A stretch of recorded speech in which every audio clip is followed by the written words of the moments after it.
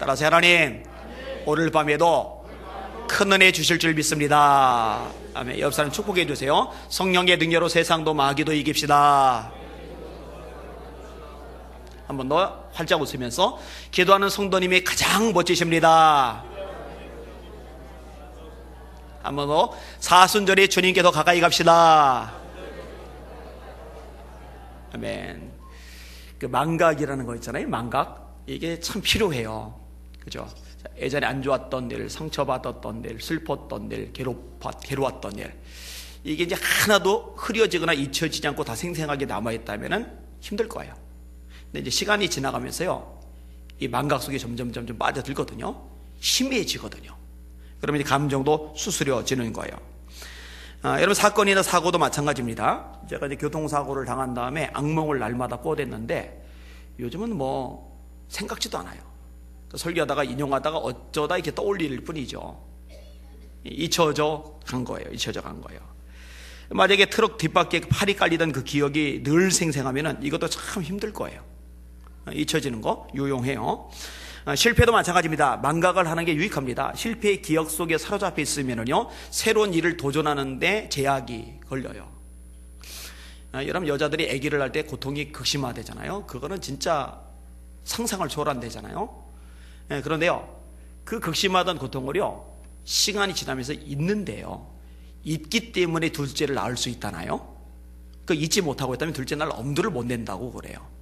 여자들이 머리가 나빠서 잊는 게 아니라 그렇게 잊도록 구조가 돼 있는 거예요. 남자도 똑같아요. 잊을 때가 있는 거죠. 이렇게 망각이라는 것, 잊어버린다는 것, 유용할 때가 분명히 있어요. 근데 여러분, 거꾸로요, 잊지 않아야 좋은 것들도 많이 있어요. 자, 예를 들어서 공부하는 학생들이 죽어라고 책을 읽고 공부하고 정리를 했는데 시험 볼 때 완전히 망각해버린다. 이제 비극이에요. 이 공부 못하는 사람들의 공통점이죠. 분명히 입력을 시켰는데 도로 다 빠져나가는 거예요. 한 95% 정도 빠져나가는 거예요. 그리고 5% 남았는데 그 5%는 시험에 안 나오는 거예요. 이러면 이제 성적은 이제 급속도로 낙할 수밖에 없는 거죠. 이걸 참 안타까운 거예요. 저희들이 이제 전도사 시험이라는 걸 보는데요. 이 전도사 합격을 하기 전에요, 반드시 거쳐야 되는 게 있는데 69절 성경을 암송해서 이걸 공개적으로 이제 낭송 시험을 봐야 되는 거예요. 근데 여러분, 생각보다 많은 사람들이 떨어져요. 이 목사님은 한 번에 붙었어요? 떨어졌었어요? 한 번에? 우리 박 전사님은요? 아직 안 봤어요?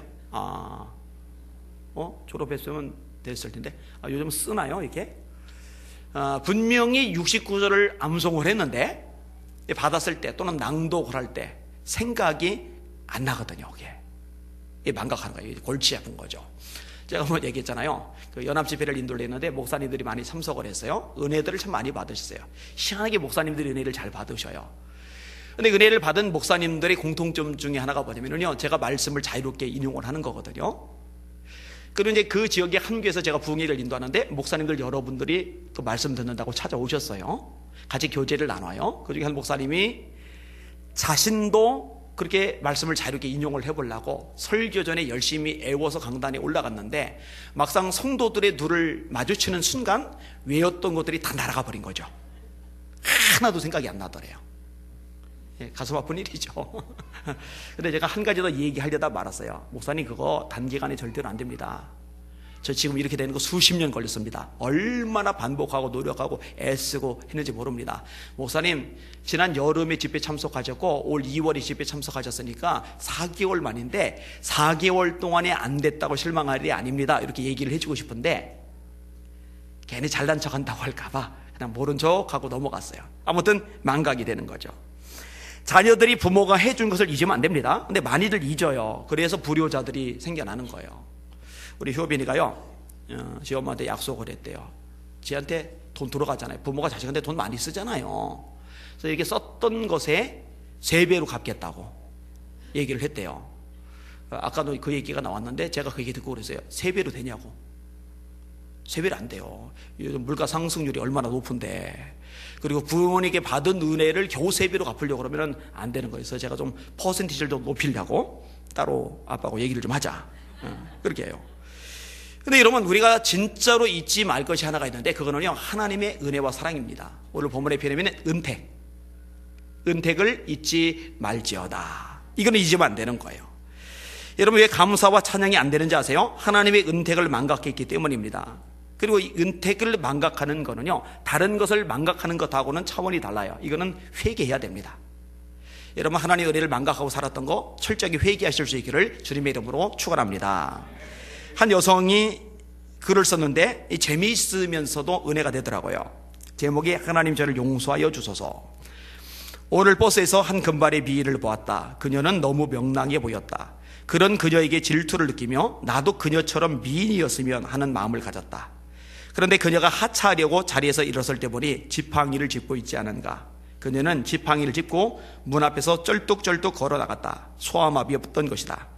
그런데 그녀가 내 옆을 지나며 예쁜 미소를 짓는 것이었다. 오 하나님, 제가 징징 우는 소리를 내거들랑 저를 용서해 주소서.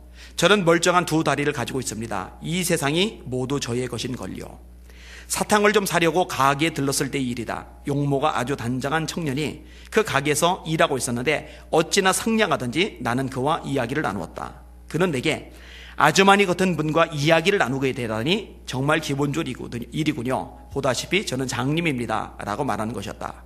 오 하나님, 제가 징징 우는 소리를 내거들랑 저를 용서해 주소서. 저는 두 눈을 가지고 있습니다. 온 세상이 저의 것인걸요.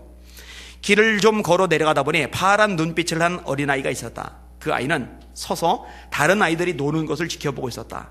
무엇을 해야 좋을지 모르는 아이처럼. 나는 잠시 멈추어서 이렇게 물었다. 얘야, 너는 왜 다른 아이들과 함께 놀지 않니? 그 아이는 한마디 말도 없이 앞만 보고 있었다. 그때서야 나는 그 아이가 귀머거리라는 사실을 알았다. 오 하나님, 제가 징징 우는 소리를 내거들랑 저를 용서해 주소서. 저는 두 귀를 가지고 있습니다. 온 세상이 저의 것인걸요. 어디든지 갈 수 있는 두 다리와 이글대는 태양빛을 볼 수 있는 두 눈과 꼭 알아야 할 것을 들을 수 있는 두 귀를 가진 제가 징징 우는 소리를 내거들랑 오 하나님, 저를 용서해 주소서. 저는 정말 축복받은 자입니다. 온 세상이 저의 것인걸요. 여러분, 회개합시다. 징징거린 거 하나님 앞에 용서해달라고 기도하는 저 여러분들 되시기를 주님의 이름으로 축원합니다. 오늘 설교 제목 따라합시다. 은택을 잊지 않으면 감사 찬양하는 삶을 살 수 있다. 다시 한번, 은택을 잊지 않으면 감사 찬양하며 살 수 있다. 여러분, 은택을 잊지 마시기를 주님의 이름으로 축원합니다. 자, 오늘 본문을 보면은요, 하나님을 찬양하라 라는 선포로 시작이 돼요. 1절 말씀을 같이 읽을게요. 시작.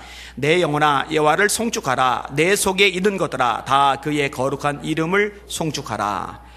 송축하라 라는 말은 찬양하라 라는 말하고 똑같은 말입니다. 송축하라, 찬양하라, 찬양하라, 송축하라. 얼마든지 바꿔서 쓸 수 있는 같은 의미의 단어예요. 자, 누구를 송축하라고 하고 있어요? 여호와를 송축하라. 여러분, 하나님 외에는 찬양을 받을 만한 대상이 이 땅에 존재하지 않습니다. 할렐루야. 삼위일체 하나님 그분만이 찬양받기 합당하신 분이라는 거 잊지 마시길 주님의 이름으로 축원합니다. 여러분, 우상은 찬양의 대상이 아니에요. 바알은, 아세라는, 제우스는, 불상 따위는 감히 찬양의 대상이 아닙니다. 찬양은 삼위일체 하나님 그분만이 받으셔야 돼요. 여러분, 불상에 절도 하고 교회 가서 기도도 하고 이거는요, 예수 믿는 게 아닙니다. 정치인들 중에 이 불교권의 표를 달라고 예수 믿는 사람인데, 교선 집사인데, 안수 집사인데, 장로인데 선거 직전에 절에 가서 거기서 무릎 꿇고 불공 드리고, 그것도 언론에 노출이 되고, 그거 다 가짜예요. 그거 다 사이비예요. 그거 다 엉터리들입니다. 다른 종교들은 여러 종교를 같이 섬겨도 허용이 되는지 몰라요. 힌두교는 대표적으로 허용이 됩니다. 문제 삼지 않아요. 왜냐면은 수많은 신들은 브라만이라는 신의 각기 다른 현현이라고 보는 입장이거든요. 기본적으로 다신론 사상이 깔려져 있거든요. 그래서 인도 지역에서 예수 믿으라. 그럼 나 예수 믿겠다. 그럼 결실했다. 전도의 결실이 이렇게 많다. 그거 속는 겁니다. 여러 신을 믿는 데다가 예수 하나 더 추가를 하는 거예요. 그런데 성경은요, 그것을 예수 믿는다라고 말하지 않아요. 엘리야가 이스라엘 백성들 앞에서 이렇게 설교를 합니다. 너희가 여호와가 하나님이면 그를 섬기고 바알이 하나님이면 그를 섬기라.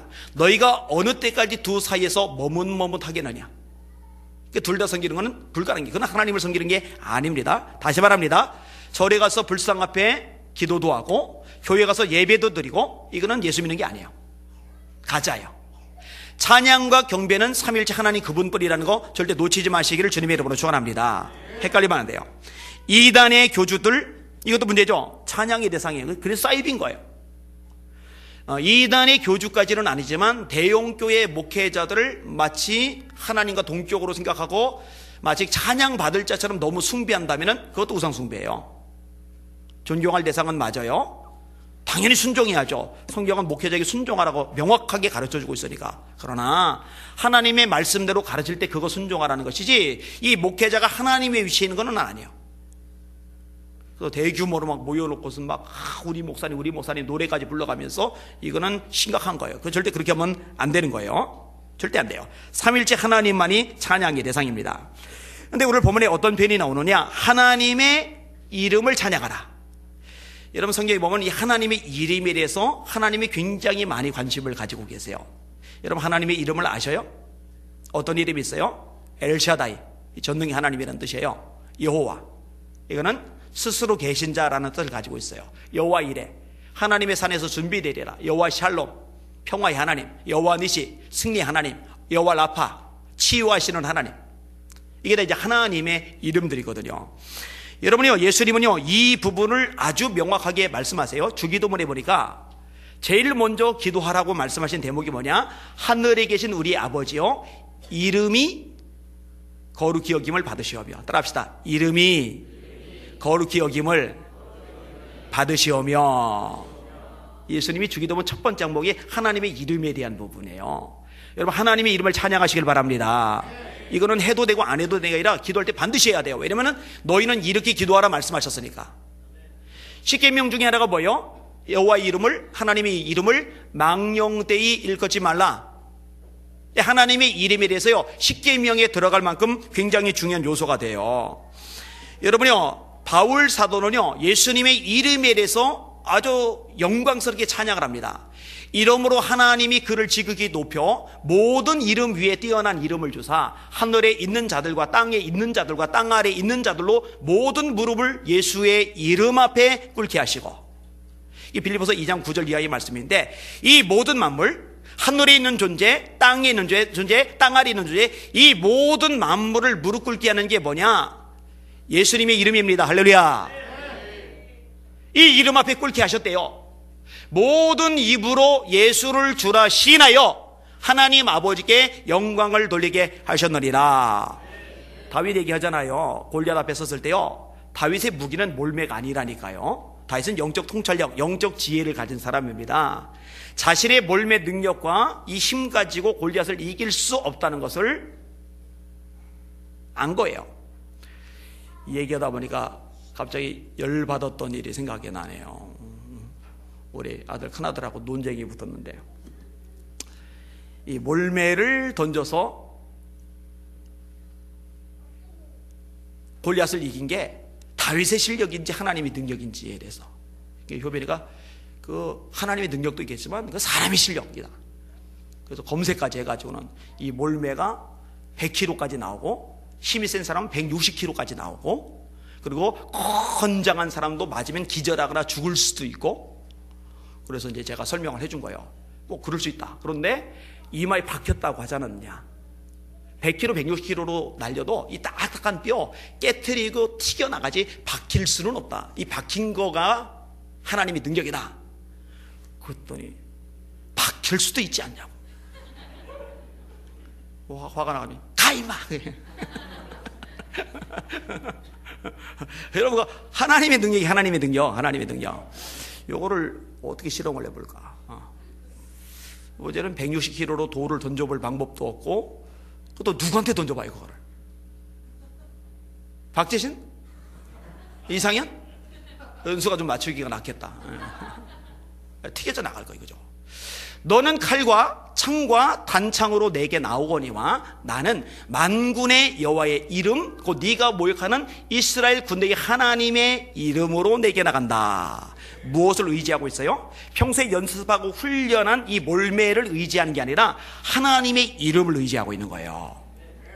여러분 자신의 영성, 여러분 자신의 어떤 재능, 실력, 어떤 지식, 지혜 따위 의지하지 마시고 여러분 안에 있는 예수의 이름을 의지하고 살아가시길 주님의 이름으로 축원합니다.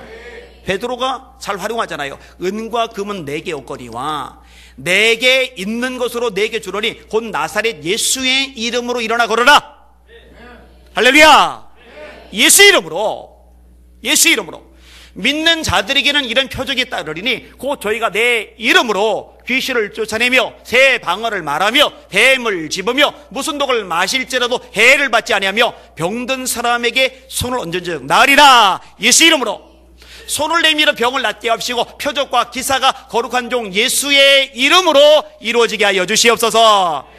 초대교회가 사도행전 4장에 기도를 하는데 하나님, 우리가 기도를 많이 할 테니까 많이 쌓인 그 기도의 능력으로 표적과 기사가 일어나게 해주십시오. 이렇게 기도하진 않아요.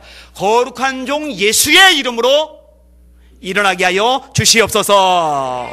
기도 많이 하는 게 중요하지만 철저하게 의지할 것은 내가 많이 기도한 분량이 아니라 사실은 예수의 이름이거든요. 이걸 헷갈리면 안 되거든요. 그러니까 하나님의 이름을 찬양한다는 것, 예수님이 주기도문에서 정확히 가르치셨어요. 하늘에 계신 우리 아버지여 이름이 거룩히 여김을 받으시오며. 이건 되게 중요하시다는 거, 중요하다는 거.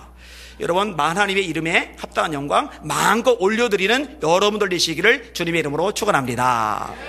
찬양하라. 하나님의 이름을 찬양하라 하고 있어요.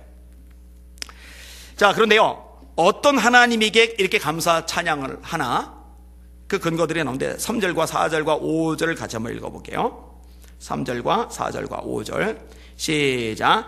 그가 네 모든 죄악을 사하시며 네 모든 병을 고치시며 네 생명을 파멸해서 속량하시고 인자와 긍휼로 관을 씌우시며 좋은 것으로 네 소원을 만족하게 하사 네 청춘을 독수리같이 새롭게 하시는도다. 아멘. 자, 첫 번째 항목이 뭐냐면 죄악을 사하시며. 여러분, 하나님이 어떤 하나님으로 성경이 등장하느냐? 저와 여러분의 죄를 사하시는 하나님으로 등장을 합니다. 이사야 1장 18절입니다. 이렇게 우리에게 말씀하고 있어요. 오라, 우리가 서로 변론하자. 너희 죄가 주홍같이 붉을지라도 눈과 같이 휘어질 것이요 진홍같이 붉을지라도 양털같이 되리라. 너희 죄를 동이 서에서 먼 것 같이 옮기셨다. 이런 표현들이 나오는 거죠. 여러분, 하나님이 예수님을 이 땅에 보내셨는데 예수님을 보내신 이유가 뭐예요? 죄사함입니다. 예수 그리스도의 나심은 이러하니라. 그의 모친 어머니 마리아가 요셉과 약혼하고 성령으로 잉태된 것이 나타났더니 그의 남편 요셉은 의로운 사람이라 저를 드러내지 아니하고 가만히 끊고자 하여 이 일을 생각할 때에 주의 사자가 현몽하여 가로되 다윗의 자손 요셉아, 네 아내 마리아 데려오기를 무서워 말라. 그에게 잉태된 자는 성령으로 된 것이라. 아들을 낳으리니 그의 이름을 예수라 하라. 이는 그가 자기 백성을 그들의 죄에서 구원할 자이심이라. 하나님은 저와 여러분이 죄를 씻어주는 것에 관심이 많으셔요. 왠지 알아요?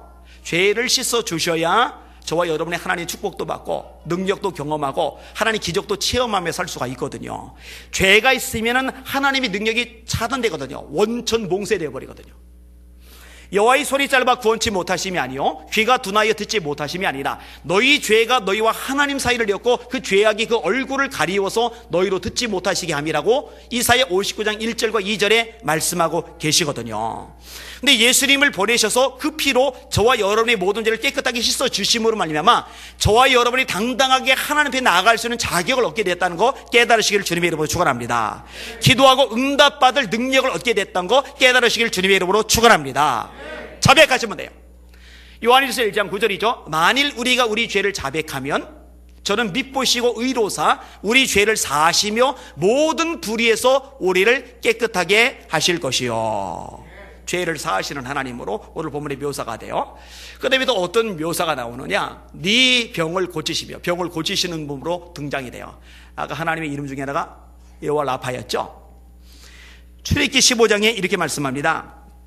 너희가 너희 하나님 나 여호와의 말을 들어 순종하고 내가 보기에 의를 행하며 내 계명의 길을 기울이며 내 모든 규례를 지키면 내가 애굽 사람에게 내린 모든 질병 중 하나도 너에게 내리지 아니하리니 나는 너희를 치료하는 여호와임이라. 따라합시다. 나는 너희를 치료하는 여호와임이라.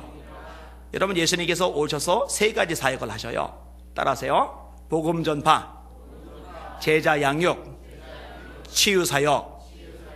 요거는 대답을 하셔야 돼요. 여기 써 있죠. 날마다 보면서도 대답을 못하면 참 심각한 문제예요. 예수님의 3대 사역, 이거는 사복음서에서 아주 핵심이에요. 핵심. 다시 한번, 복음 전파, 제자 양육, 치유 사역. 저게 주님의 3대 사역이에요. 세 번째가 치유 사역인데, 여러분 성경 보세요. 요한복음만 봐도요, 요한복음 2장에 왕의 신하를 고치세요. 요한복음 5장에 38년 된 중풍병자를 베데스다 연못가에서 고쳐주세요. 요한복음 9장에 보면은 날 때부터 소경된 자 눈을 실로암 못에 가서 씻고 보게 만드세요. 이렇게 치유하시는 사역들이 나타나는 거예요. 병을 고쳐 주시는 거죠. 사실 하나님이 사람 병 고치는 거는요, 속된 말로 껌이에요. 껌. 창조주가 만드신 분이 그깟 것 하나 못 고치겠어요? 그 다음에 세 번째 언급하는 내용이 뭐냐, 네 생명을 파멸해서 속량하시고, 옛날 개혁한 거는 파멸해서 구속하시고라고 되어 있는데, 파멸해서 속량하시고로 바꿔서 묘사를 했더라고요. 저는 구속이라는 편이 더 마음에 드는 것 같은데, 어쨌든 의미는 같은 의미예요. 파멸당하지 않도록 하나님이 보호하시는 것에 대해서 이야기를 끄집어내는 겁니다. 여러분, 하나님이 보호하지 않으셨다면 사드락, 메삭, 아벳느고는 타요. 죄가 남아요. 끝나는 거예요. 근데 하나님이 그 생명을 파멸해서 속량해 내시잖아요. 여러분, 하나님이 보호하지 않았다면요, 다니엘은 갈갈이 찢겨서 사자의 먹이가 돼요. 사자의 똥으로 배설됐을 거예요. 그런데 하나님이 그 생명을 파멸해서 속량해 내시잖아요. 여러분, 하나님이 이스라엘 백성들을 보호하지 않으셨다면요, 홍해 바다에 잠겨버렸을 겁니다. 아니면 그 직전에 애국 군대에 의해서 찔려 죽고 베어 죽었을 겁니다. 근데 하나님이요, 딱 차단을 해버리는 거예요. 흑암이 애국 군대에게 임하는 거예요. 가까이 다가갈 수가 없어요. 그리고 밤새도록 동풍이 불면서 홍해를 갈라버리고 이스라엘 백성들은 그 물을 육지처럼 건너가는 거예요. 뒤따르는 애굽의 군사들, 이스라엘 백성이 다 건너간 직후에 하나님이 물의 세력을 회복시키니까 그들이 빠져들잖아요. 그 생명을 파멸해서 건져내 주신 거예요. 여러분, 저도요, 수차례 죽음의 위기를 겪었지만 하나님이 건져주셨거든요. 여기는 여러분의 생명도 하나님이 파멸해서 건져주셨기 때문에, 속량하셨기 때문에 이 자리에 나와서 함께 예배 드릴 수 있는 것이라는 거 잊지 마시기를 주님의 이름으로 축원합니다. 하나님께 감사합시다. 찬양의 이유가 되죠. 하나님께 찬양합시다. 그렇게 하시기를 주님의 이름으로 축원합니다. 여호와께서 네 오른편에서 네 그늘이 되시나니 낮의 해가 너를 상하지 아니하며 밤의 달도 너를 해치지 아니하리로다. 여호와께서 너를 지켜 모든 환난을 면케하시며 또 네 영혼을 지키시리로다. 여호와께서 너의 출입을 지금부터 영원까지 지키시리로다. 우리를 건져내 주시는 거예요. 그 다음에 네 번째 어떤 말씀을 하느냐, 인자와 긍휼로 관을 씌워주신대요. 저는 하나님이 인자하신 분에게 너무 좋아요. 긍휼이 많으신 분에게 너무 좋아요. 하나님이 냉혹하시다, 잔혹하시다, 그러면은요, 참 힘들었을 겁니다. 참 곤란했을 겁니다. 근데 하나님이요, 자비와 긍휼이 많으셔요. 여러분요, 예수님에게서 가장 강력하게 나타난 특징이 바로 이 인자와 긍휼입니다. 예수께서 무리를 보시고 불쌍히 여기시니 이는 목자 없는 양과 같이 유리하며 고생함을 보셨습니다. 제가 이 구절을 계속 묵상을 해요. 유리하는 백성들, 방황하는 백성들 보면서, 아유, 저 썩을 것들, 저 틀려먹은 것들, 저 쓰레기 같은 것들, 저것들은 재활용도 안 돼, 틀려먹었어.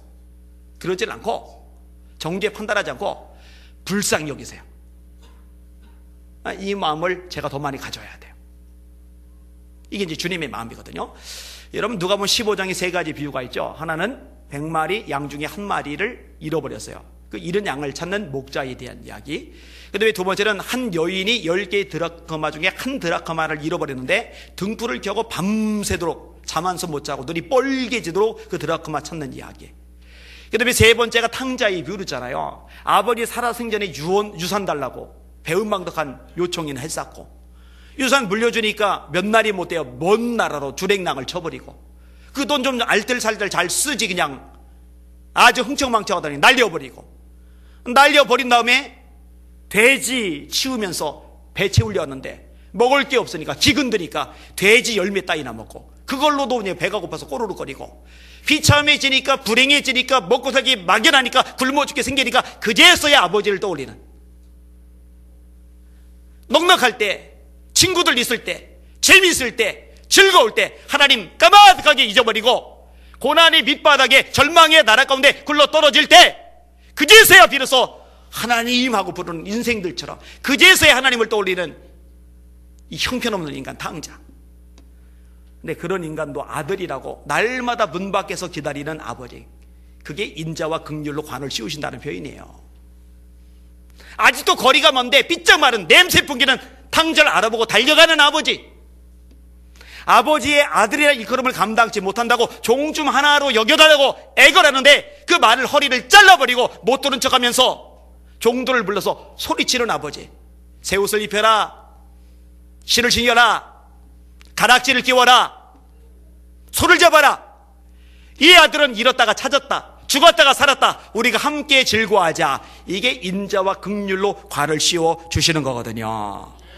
제가 이걸 참 많이 경험했어요. 그렇게 은혜를, 그렇게 사랑을 많이 체험했음에도 불구하고 헛짓할 때가 있었거든요. 뒤늦게 깨닫고 주님하고 손 내밀면은요, 단 한 번도 이 손을 뿌리친 적이 없으신 우리 주님, 주님하고 한 걸음 발을 내디디면은요, 네 그 꼴로 나한테 오냐 하고 한 번도 밀어낸 적이 없으신 우리 주님, 저와 여러분을 품어주시는 그 주님, 그 주님 때문에 이렇게 다시 설 수가 있는 거죠. 여기는 여러분들도 마찬가지입니다. 그 주님을 잊지 마시기를 주님의 이름으로 축원합니다.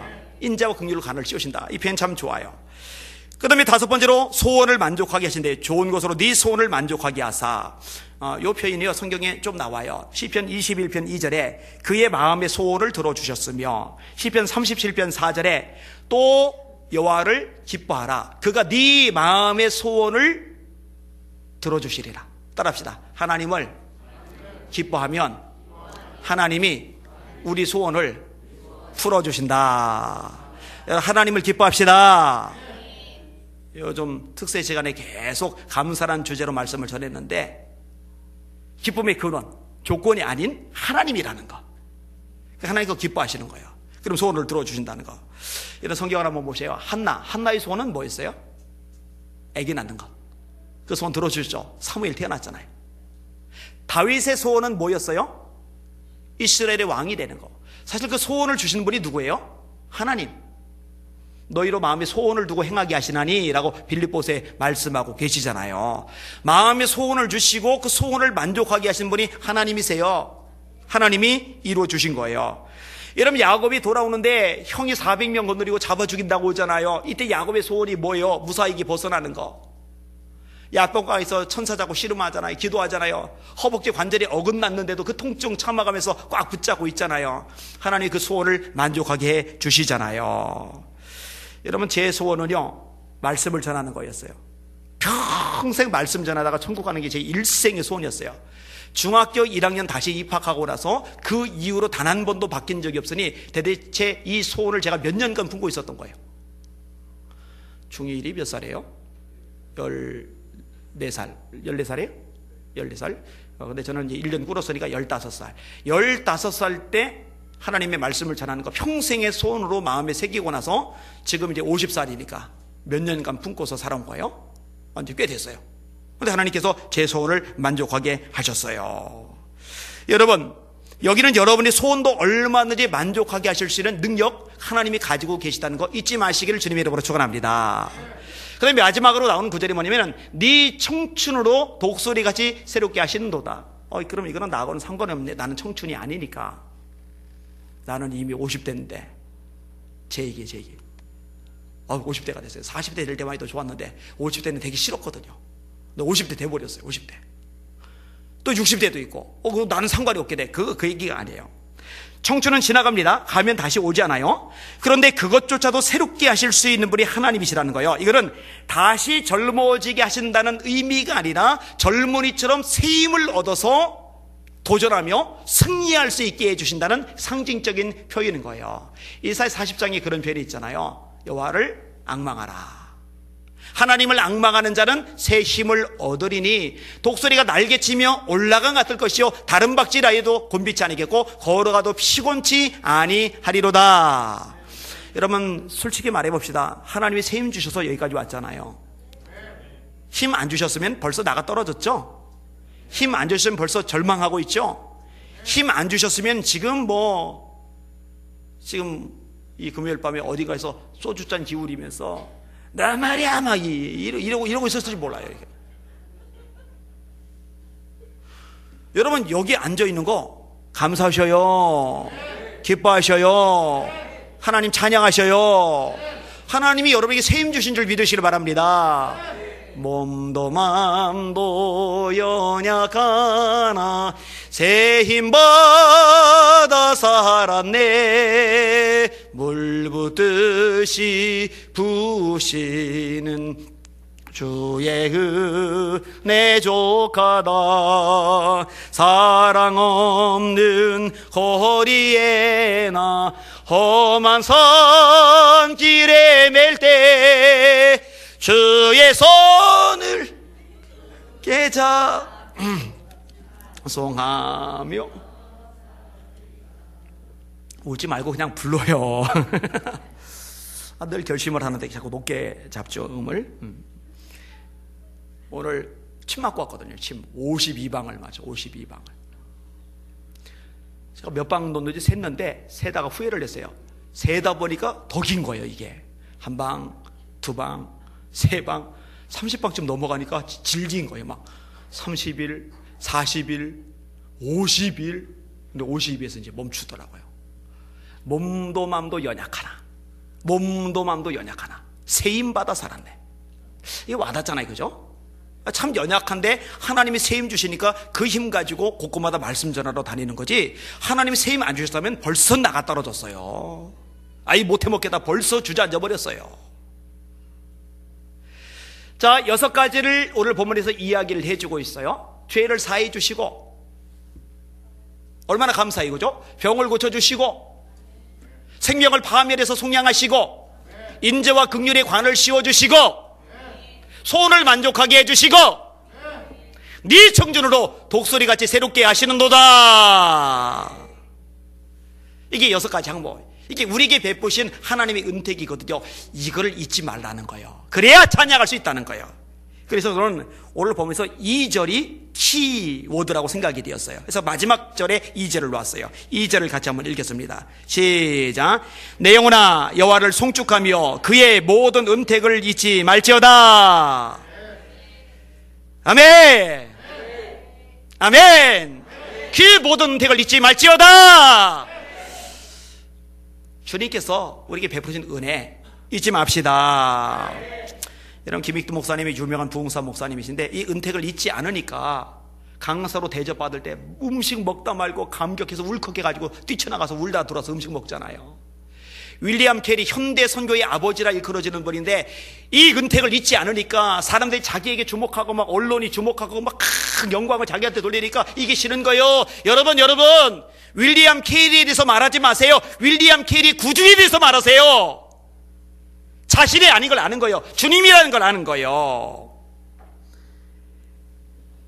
여러분, 장기래 박사님이 우리에서 가장 존경받는 의사 중에 한 분이죠. 정말 대단한 분이에요. 예수 안 믿는 사람도 장기래 박사 그러면 인정하고 들어갈 정도니까.